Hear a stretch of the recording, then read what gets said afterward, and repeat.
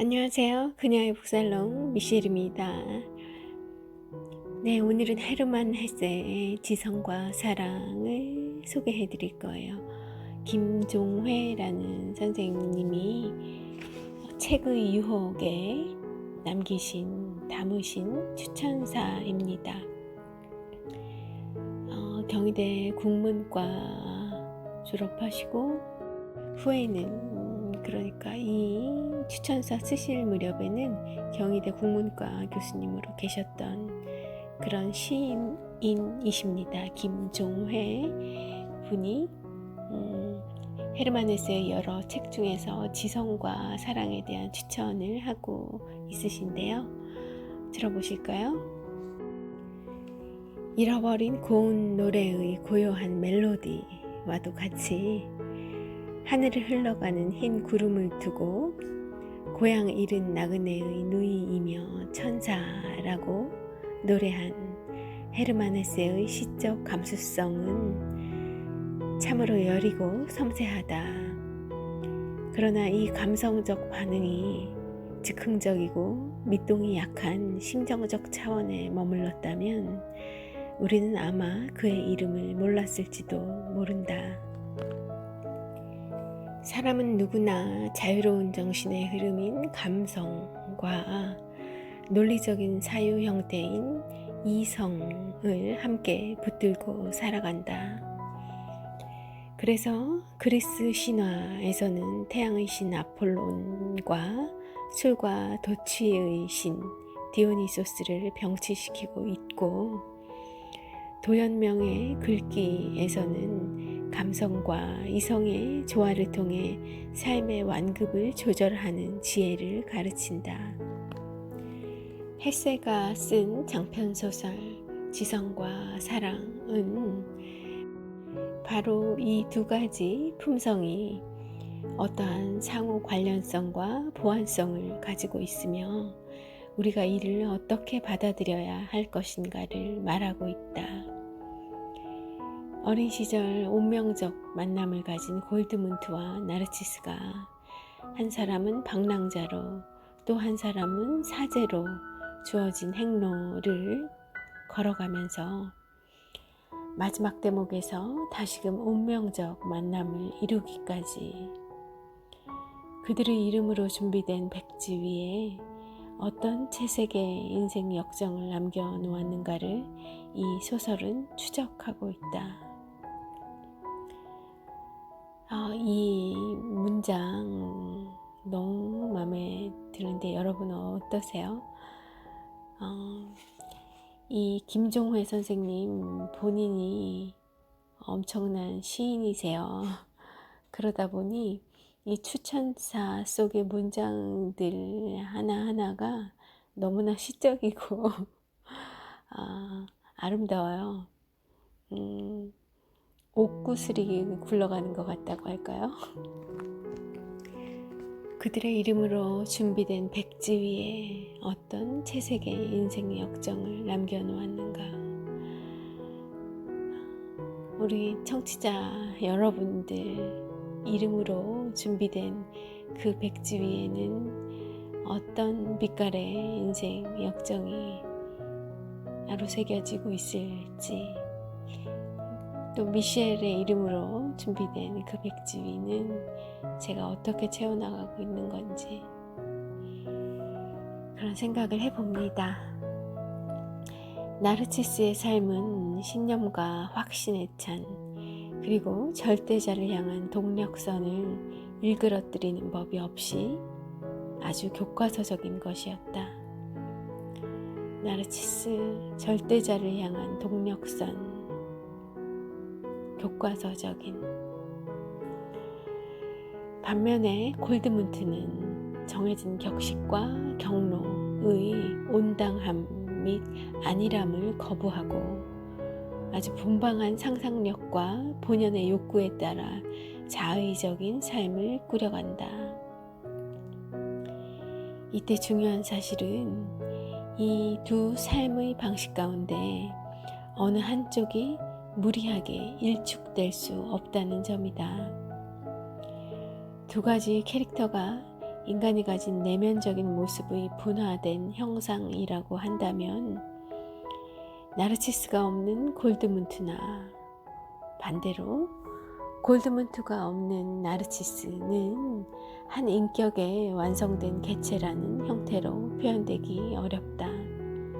말하자면 이들은 한 인격 내면의 변별적인 두 성향이지 서로 다른 두 사람의 대립적인 성격이 부딪히는 방식의 표본이 아니라고 할 수 있다. 네, 우리 각자의 내면 안에 다 하나의 나르치스와 또 하나의 골드문트가 있다는 거죠. 이 둘이 때로는 대화하고 때로는 반목하고 그러면서 우리가 일생을 걸어 나가는 것 같아요. 기실, 필자를 지성과 사랑애로 인도해준 길자비는 헤세의 다른 소설 데미안이었다. 헤세의 당대에 새롭게 확립된 독일 시민사회 주축의 문화 전통이 교양소설 또는 성장소설이라는 장르를 확립하였을 때 그의 작품들은 여기에 한 형태의 상위 수준을 형성하였다. 말들이 좀 어려운데요. 어쨌거나 헤세의 소설들이 교양소설, 성장소설이었다는 거죠. 대표적인 그런 소설이었다는 거고요. 그렇게 젊은 시절을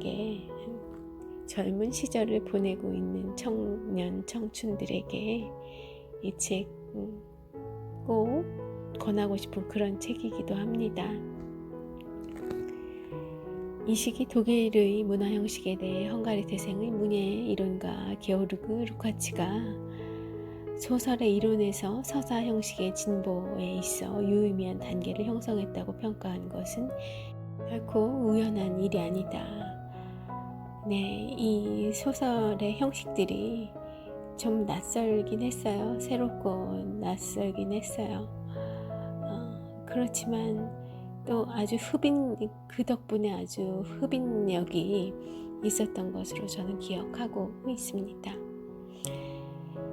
전쟁의 포화 속에서 쓰러져간 독일 병사들의 배낭 속에서 매우 흔하게 발견되었다는 데미안의 강력한 흡인력은 그것이 소설로 쓰여진 비길 데 없이 우수한 전인교육의 텍스트라는 평가로서 설명될 수 있다.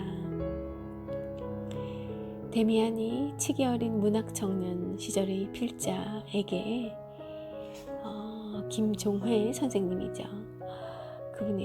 이분에게 던져준 충격은 헤세의 다른 작품들을 탐독하게 하고 그의 시를 암송하게 하고 종래 문학과 더불어 일생을 살도록 필자를 인도하였다.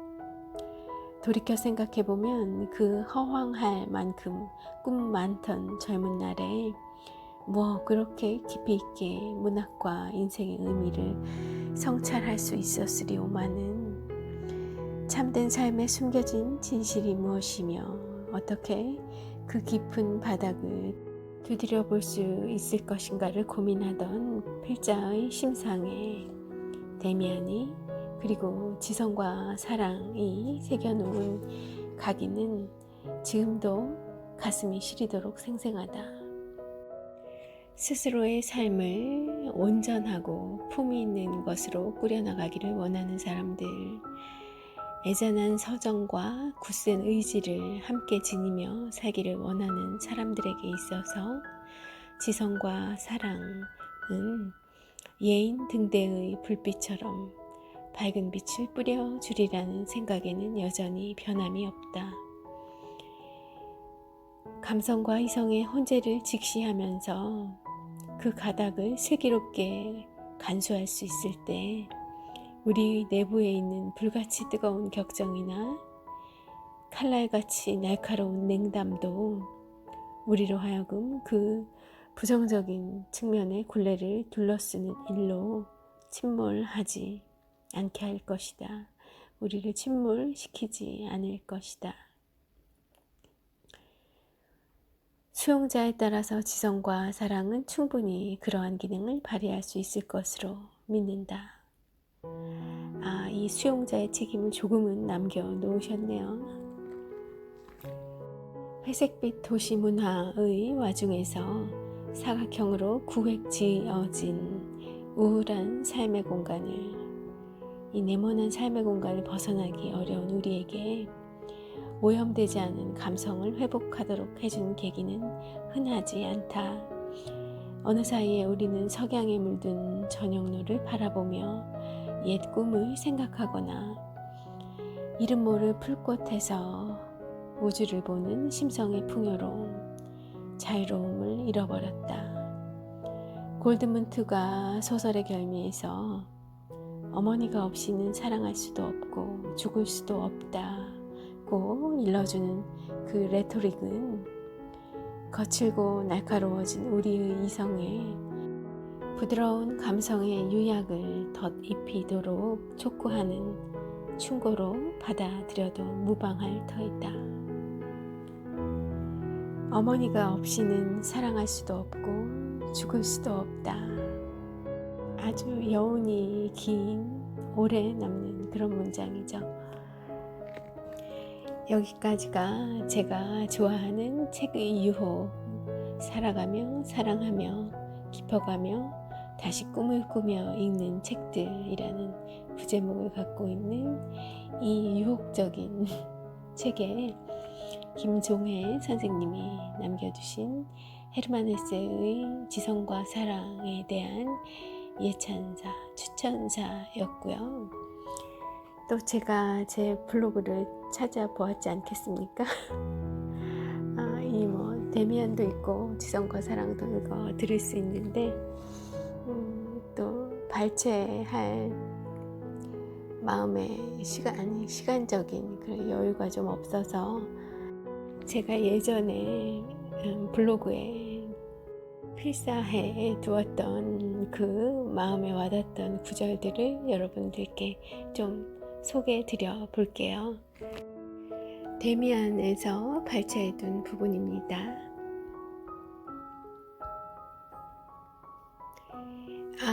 오늘에 와서야 나는 그것을 깨닫게 된 것이다.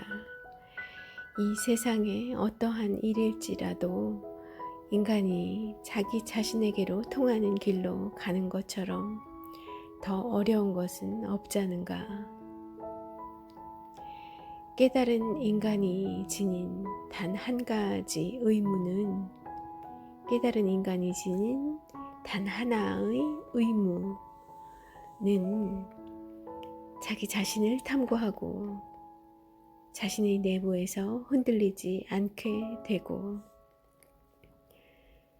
어느 곳으로 통하는가를 따지지 말고 자신의 길을 앞으로 더듬어 가는 것 이외에는 결코 어떤 의무도 존재하지 않는다. 네, 또 다른 문장입니다. 자신을 다른 사람과 비교해서도 안 됩니다. 만일에 자연이 당신을 박쥐로 만들어 놓았는데 타조가 되려고 해서는 안 됩니다. 이따금 당신을 괴짜라고 생각하고 보통 사람들과는 다른 길을 가고 있는 것을 비관하고 있겠죠. 그런 것을 잊어야 합니다. 불을 보고 또 구름을 봐요. 그리고 예감이 오거나 영혼 속의 목소리가 이야기를 하면 곧 그러한 것들에 몸을 맡겨 버리시오. 그런 일을 선생님이나 아버지나 혹은 신봉하는 신의 뜻에 맞는가 걱정하지 마시오. 그렇게 하기 때문에 사람들은 파멸에 가요. 그렇게 하기 때문에 사람들은 파멸에 가지요. 네, 헤세가 남긴 또 다른 하나의 명문장이 있습니다. 소개드려 볼게요. 인간의 진정한 직업 인간의 진정한 직업은 자신에게로 향하는 자신만의 길을 찾는 것이다. 자신에게로 향하는 자신만의 길을 찾는 것, 그것이 인간의 진정한 직업이다 라고 하셨어요. 어떠세요? 여러분은 여러분의 직업, 우리 청취자 분들의 직업 잘 살고 계신가요? 사실 저는 이런 어마어마한 문장들을 예전부터 담아두고 이렇게 필사도 해두고 그래 놓고서도 제 직업을 잘 살지를 못했던 것 같아요. 아니, 하면서도 뭔가 이게 맞나? 그런 생각을 많이 했죠. 그런데 지금은 좀 제가 먹고 사는 그 직업도 그렇고, 또 헬세가 이야기해 주신 그 인간의 정말 진정한 직업이라는 것, 그것도 어느 정도 균형을 맞춰서 살아나가고 꾸려나가고 있다는 생각이 들어요. 이렇게 오늘 지성과 사랑에서 데미안으로 조금 넘어왔으니까 이 책의 유혹 속에 또 어떤 한 문인이 이 시대를 대표하는 55인에 포함되는 한 문인 함정임 씨가 남겨놓으신 헤르만 헤세의 데미안에 대한 추천사가 있어요. 길지 않아서 그것도 함께 읽어 드리겠습니다. 이 추천사의 제목이 멋있어요. 내 영혼을 훔친 악마 라고 붙이셨는데요. 어디 한번 들어보시죠. 헤세의 정신적 방랑과 자유의지는 어디에서 온 것인가? 칼브와 튜빙겐을 넘나들면서 나는 그 일대를 지배하고 있는 거대한 숲, 검은 숲이라 불리는 무겁도록 푸르고 건강한 자연에 압도되고 말았다. 무겁도록 푸르고 무섭도록 건강한이라고 저는 그 무섭도록 건강 한 단어를 추가하고 싶어요. 그 독일 숲이 얼마나 울창한지, 우리가 의미하는 그 울창으로는 표현이 안 될 정도의 그 검은 숲이라 불리는 무겁도록 푸르고 건강한 자연에 압도되고 말았다. 검은 숲 안으로 들어가면 갈수록 인간은 한낱 자연의 아주 작은 일부라는 생각, 그 일부 속에 나름으로는 지난한 투쟁을 벌이며 긴 하루 같은 짧은 인생의 한때를 지속하려고 발버둥 친다는 지극히 소박한 생각에 새삼 으스스를 쳤다. 축축한 숲길을 걸어가는 걸음걸음, 헬세의 글귀들이 내 몸에 들락거리는 공기처럼 저절로 울퍼졌다. 산과 어우러져 사는 은자이며 전사인 나무들, 살아남기 위해, 성장하기 위해 바람과 일기와 암석과 조용하고도 끈질긴 싸움을 하는 나무들. 숲에서 나오는 대로 헬세가 10대를 보낸 해커하우스에 들러 헬세의 나무들을 찾아보고 싶었다. 10년 전 가을 한 열흘간 독일 남서부 도시 튜빙겐이라는 대학 도시에 머물면서 헬세의 족적을 따라다니게 되었다. 헬세를 염두에 둔 방랑이 아니었음에도 내 발길은 헬세의 자취를 더듬고 있었던 것이다. 그때까지 나는 옛날 옛적에 헬세 학교를 졸업했다고 치부하고 있었던 터였다. 과연 헬세의 지적인 방언과 지적인 방황과 간결한 미문에 매료되어 첫사랑을 앓듯 헤매 다녔던 것이 10대 후반이었으니 그때로부터 나는 얼마나 멀리 떨어져 있는가. 그렇게 세월의 덮개를 초월인 양, 연륜인 양, 가슴에 묻어둔 햇새와의 만남을 그 가을에 갖게 된 것이었다. 하루에 몇 번 다니지 않는 기차를 2번이나 갈아타고 햇새가 태어났다는 작은 마을 칼부로 향하고 햇새가 점원으로 일했다던 튜빙겐의 서점에 들르고 그의 신학교를 거닐어 보고 그의 유품을 전시한 햇새 기념관 등을 둘러보면서 나는 17살의 나로 급격히 되돌아가고 있었다.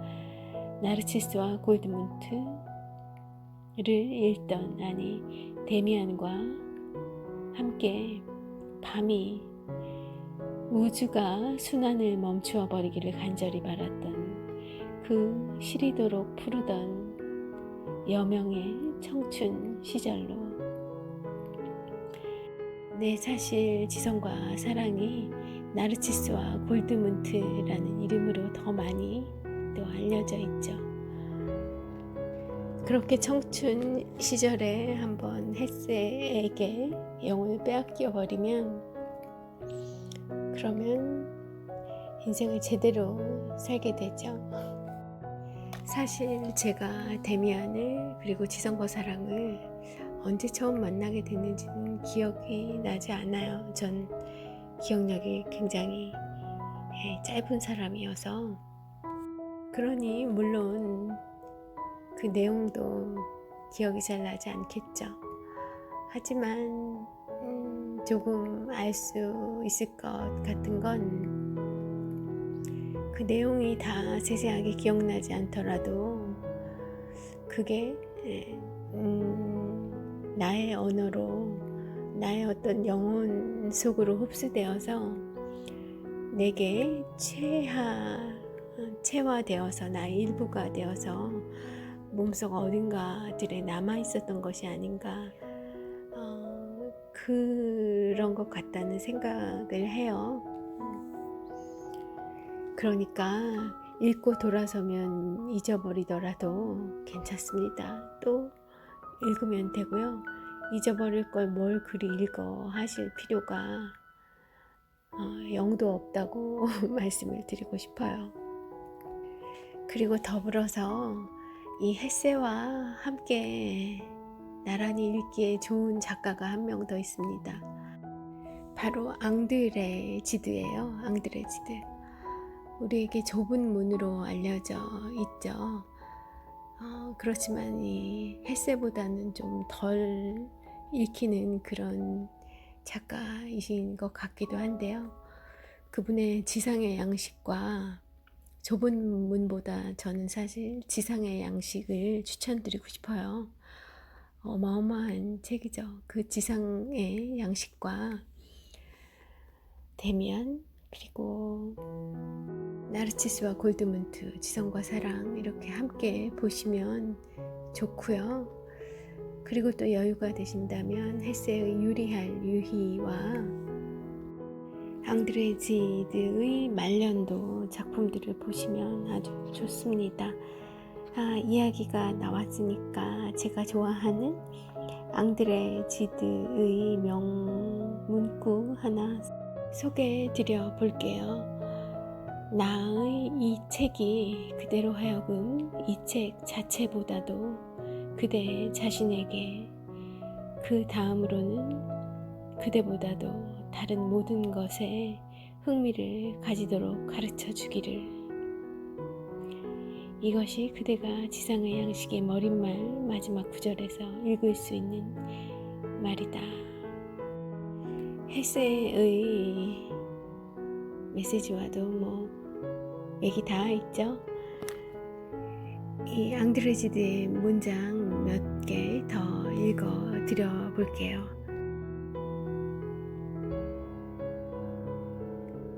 진실로 그대에게 말하거니와 나타나이리여 욕망의 대상을 갖는다는 그 허망한 소유보다도 어떤 욕망이든지 그 욕망 자체가 나를 더욱 풍부하게 해 주었느니라. 마치 하루에 거기 죽어가기라도 하듯이 저녁을 바라보라.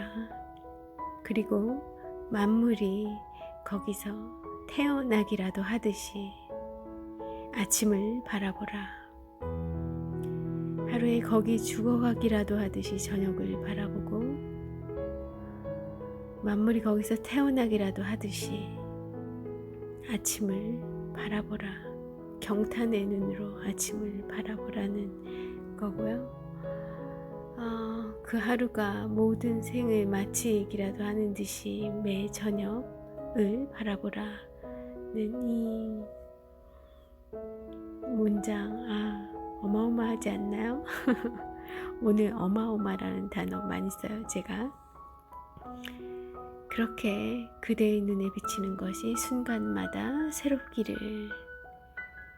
이 외에도 아주 주옥 같은 그런 문장과 메시지들이 앙드레지드의 지상의 양식 속에 담겨져 있습니다. 어쩌다 보니 오늘 독일의 대가 헤세를 만났고요. 또 프랑스의 대가 앙드레지드도 소개를 드렸어요.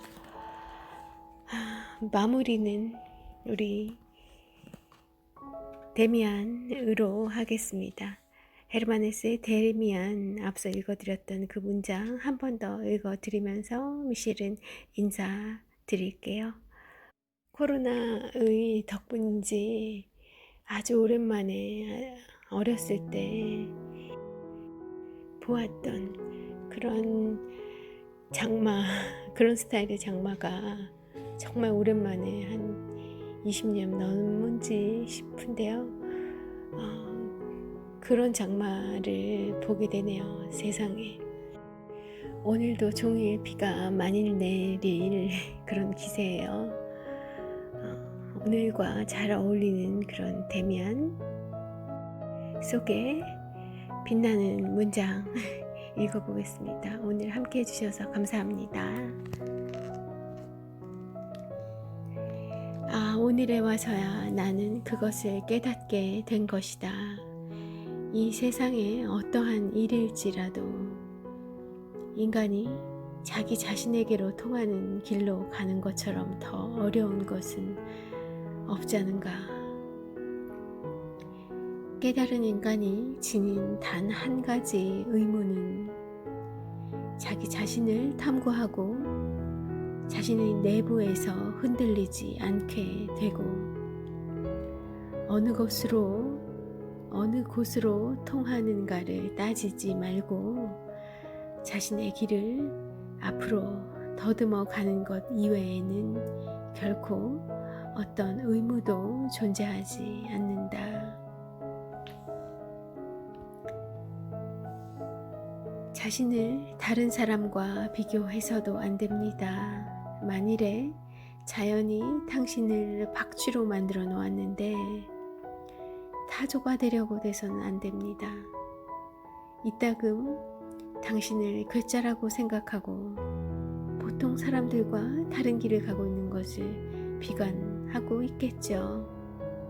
그런 것 모두 잊어야 합니다. 불을 보고 구름을 봐요.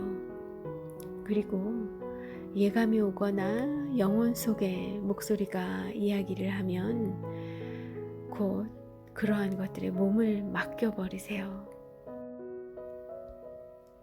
그런 일을 선생님이나 아버지나 혹은 신봉하는 신의 뜻에 맞는가 걱정하지 마시오. 그렇게 하기 때문에 사람들은 파멸해 갑니다. 네, 자연이 그대를 무엇으로 만들어 놓았을까요? 우리는 무엇이 되려고 하고 있는 걸까요? 이런 질문을 햇새가 우리에게 남겨주는 것 같습니다. 오늘 좋은 하루 되세요. 미셸이었습니다.